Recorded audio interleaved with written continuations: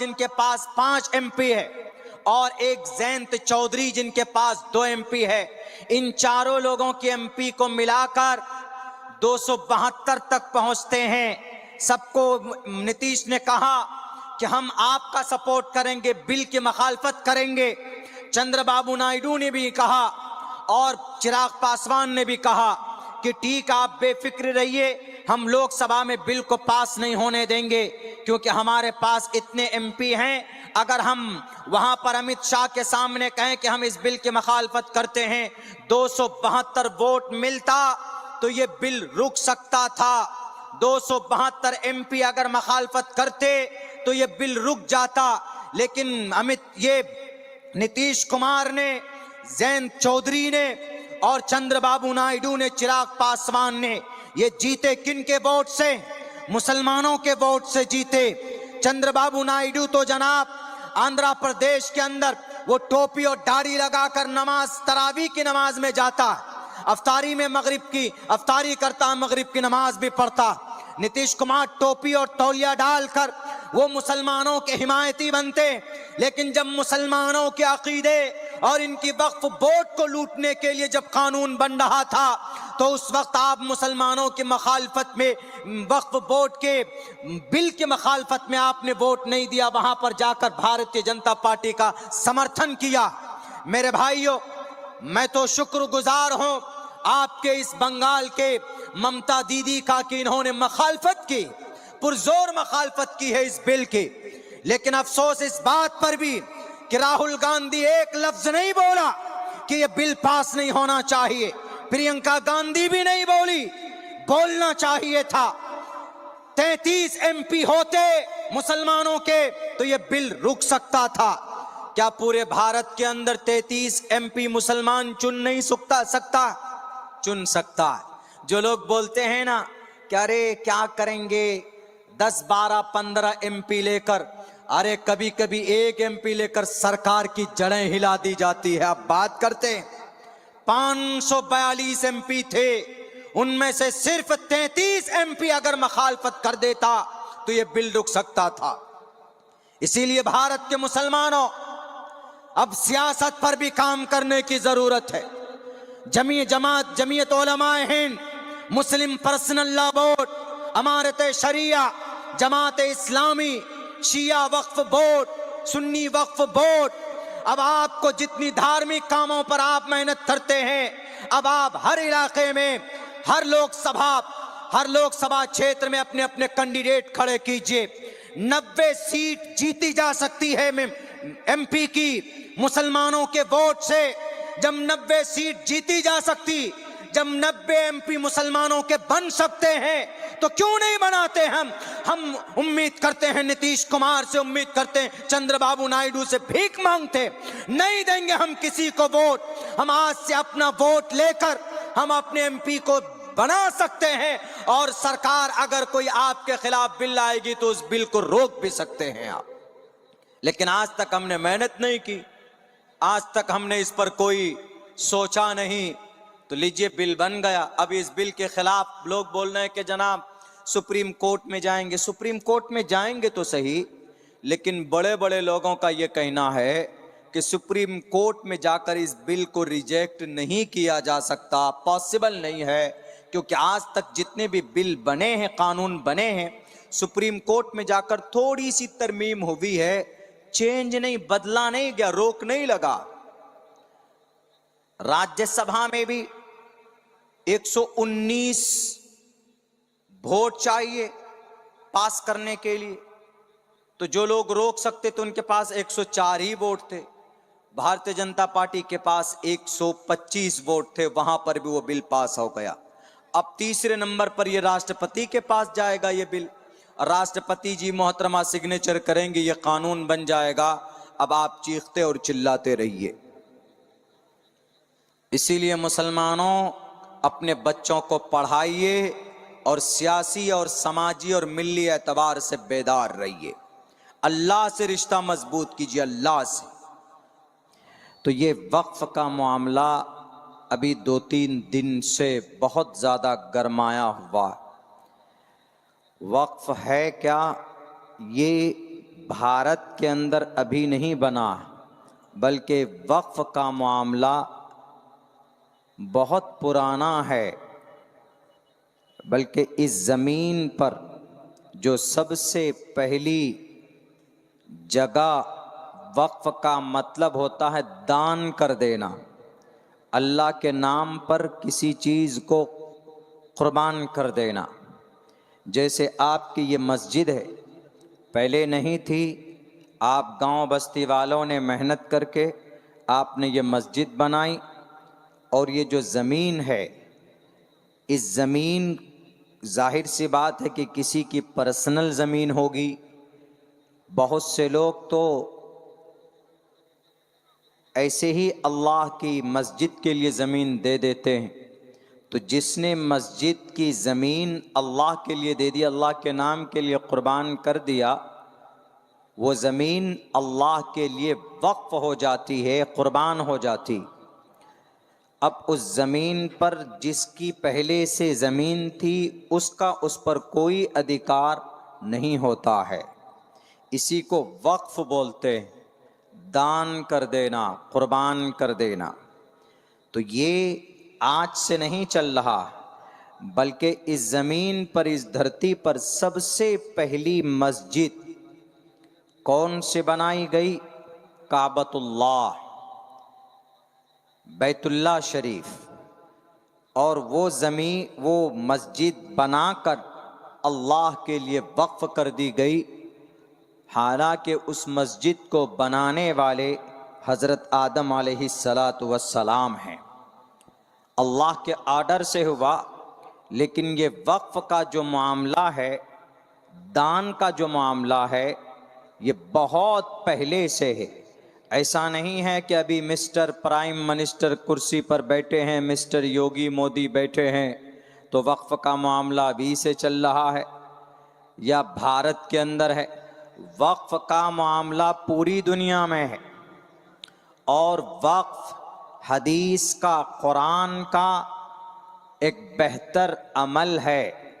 अल्लाह के नबी अलैहिस्सलाम को जंगे बद्र में, जो सबसे बड़ी और पहली जंग लड़ी गई, उस जंग में बहुत सारे कुफ्फार जहन्नम में गए, कत्ल किए गए।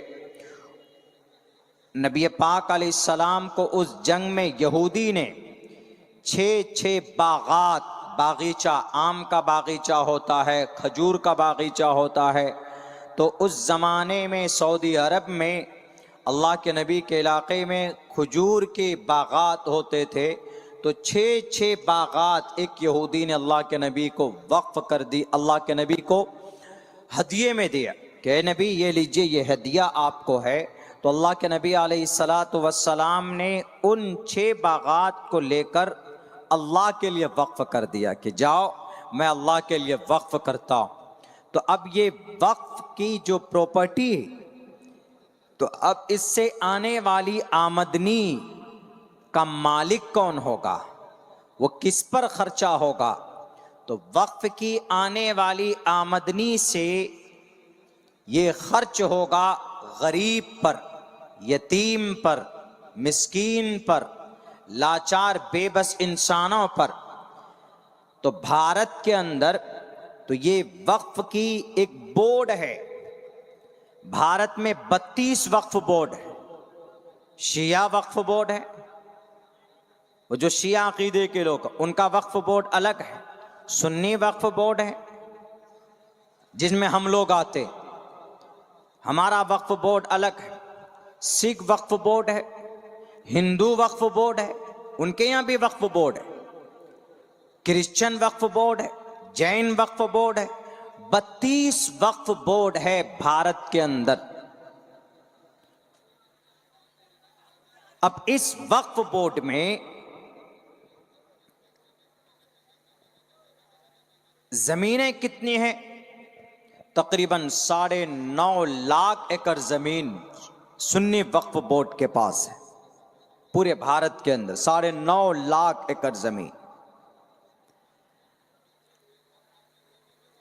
सारे वक्फ बोर्ड को छोड़कर सिर्फ सुन्नी वक्फ बोर्ड, इस वक्फ बोर्ड के ऊपर मोदी सरकार, मौजूदा सरकार, गृह मंत्री अमित शाह वो एक नया कानून लेकर आए। अच्छा, ये वक्फ बोर्ड चलता कैसे है? अभी तक कैसे चलता था? इस वक्फ बोर्ड में इसको चलाने का एक सिस्टम था, वो ये था कि वक्फ बोर्ड